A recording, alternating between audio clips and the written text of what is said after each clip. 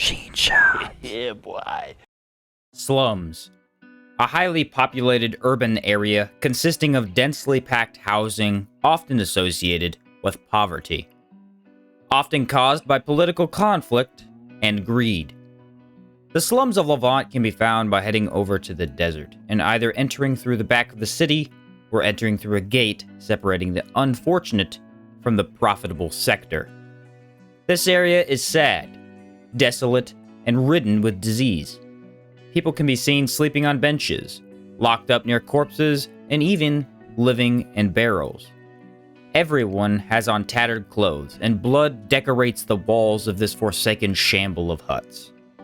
Those fortunate enough for a humane death usually rot in the streets near the limited food supply. A teacher can be found here who actually trains others in the art of rogue or assassin-like combat, essentially giving those with enough strength a way to survive through murder and thievery. One man, however, sits above the rest. His name is Patrice, or at least he used to be. He simply goes by Pigeoneye now, most likely due to his ability to see everything that goes on in the slums. And, the fact that birds enjoy his company, of course. Through some letters written by Pigeoneye himself, we get a little insight on what the slums are truly like. Dear Mother, the city of Levant is as wondrous as I imagined.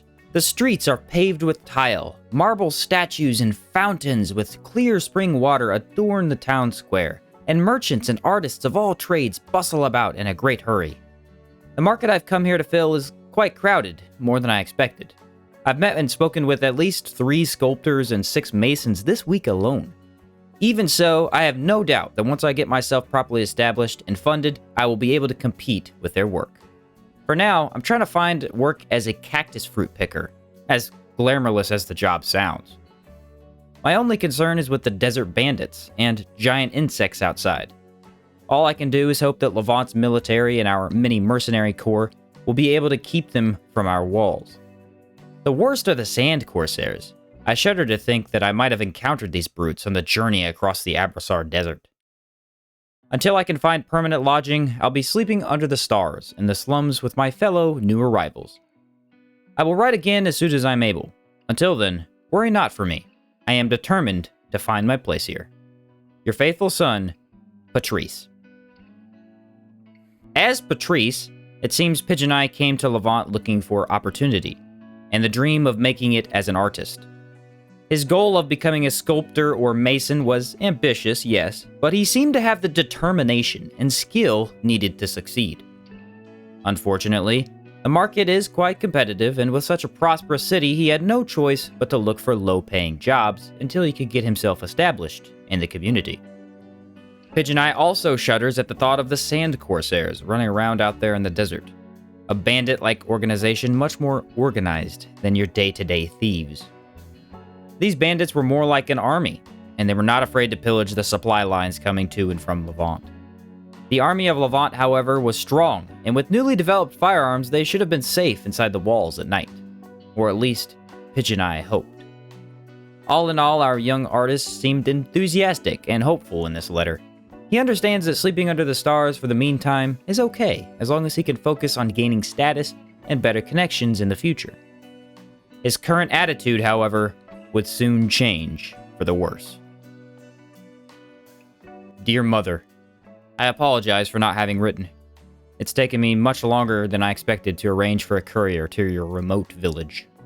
My initial wonder at the heroic kingdom Levant has long since faded, and I see the truth laid bare now. I realize now that I am lucky I got in at all.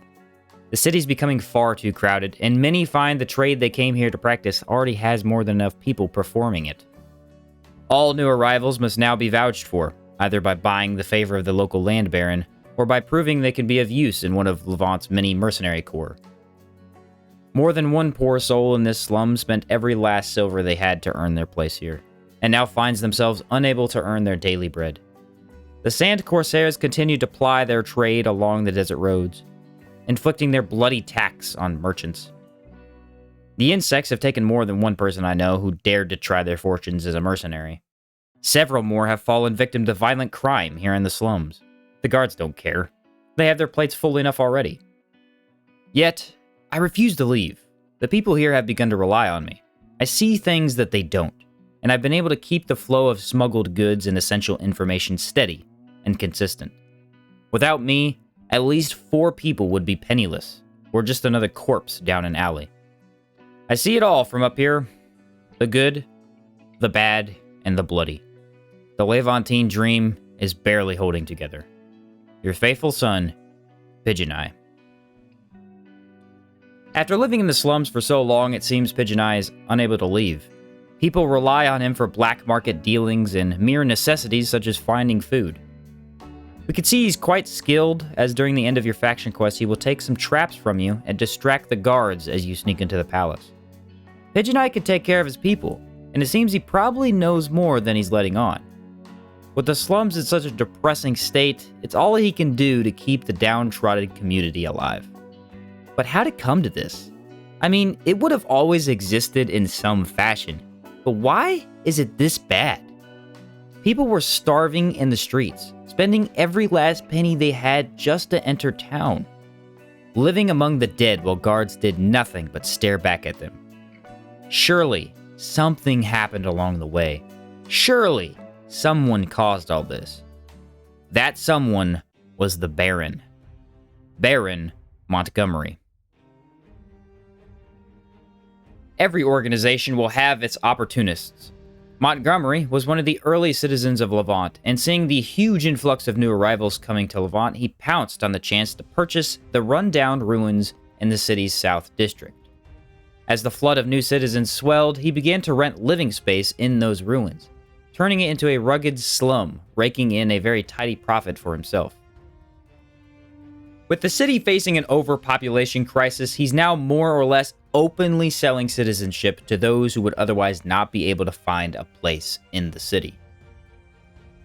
Upon entering Levant, it's pretty evident that the Baron is a very shady guy. He sounds happy to meet you, but immediately invites you to spend money in the market. Soon after, he will offer you lodging, if you cough up 200 silver coins. A seemingly kind thing to do, right? But once you pay him, he offers you a bedroll and tells you to head towards the slums. This man has no remorse and will essentially steal any newcomer's money with cheap promises that are never fulfilled. The Baron can also be heard saying something about a shipment of goods that's very hush-hush. From what we can gather, it seems the Baron was scamming people as they came into Levant, taking all their money and then forcing them to live in this run-down yet expensive lodging, robbing people of their chance to make it before they even got settled. He would also control the shipments of food and supplies, only giving the slums just enough to scrape by, if even that. He controlled everything in Levant, and no one would dare say a word as he held all the power, flying under the radar of the king and queen by offing anyone who dared speak up. The icing on the cake, so to speak, can be seen inside the Baron's torture chamber after you and Cyrene chase down the prince who murdered his brother. The Baron can be found inside a very large room full of terrifying equipment. How many people have been down here? How many people didn't survive the visit? How long has this been going on? Upon confronting the Baron, the player can have this bit of dialogue with him. What in the lad's name are you doing here? This is private property. I'm the damn Baron, for a lad's sake. Get out before I have you arrested. I should be saying that. You're an accomplice in Prince Jaden's murder. Oh no, they're coming for me. I wasn't expecting this so soon. 300 silver. I'll give you 300 silver if you just pretend you didn't see me, and you just let me go.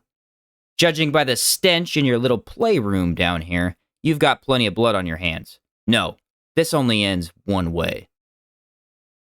Leaving the Baron alive lets the player gain 300 silver.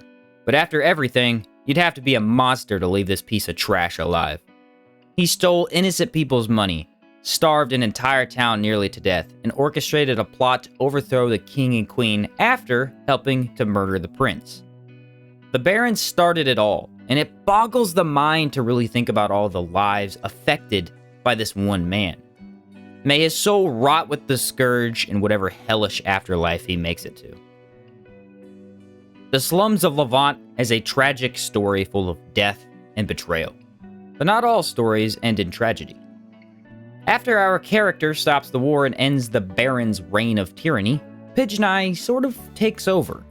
He was already the accepted leader of the town's more impoverished community, and it seems he can now rebuild the slums into become a much better living space. A merchant moves in, people start to clean things up, and the player can even move into the Baron's old house, giving you an opportunity to help rebuild in the future. Pigeoneye might not have achieved his dream of becoming a well-known artist, but we all know him as the kind old man who saved lives and became a hero. This one goes out to you, Pigeoneye. We all salute your bravery and spit on the grave of that greedy murderer known as Baron Montgomery.